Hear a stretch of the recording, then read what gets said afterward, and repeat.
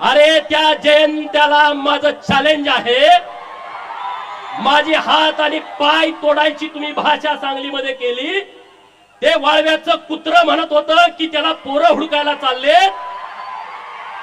त्या जयंत्याला आणि त्या वाळव्याच्या कुत्र्याला मी आवाहन करतोय बिरोबाच्या बनातनं,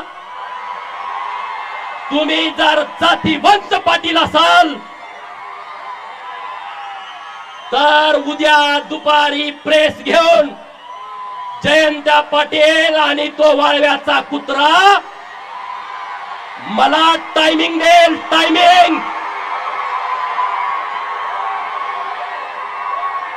अरे बघा मीडियावाल्यांनो, मित्रांनो, हे बघा माझं काय चाललंय, हे वाघ बघा।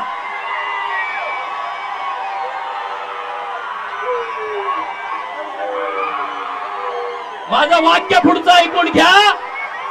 जयंत्या आणि वाळव्याच्या कुत्र्यानं उद्या मुंबईमध्ये, सांगलीमध्ये प्रेस घ्यायची आणि त्यांनी सांगायचं गोपीचंद पडळकरला ईश्वरपूर मध्ये यायचं की वाळव्यात यायचं, दिनांक, वार आणि वेळ मला सांगा, मी तिथं येतो।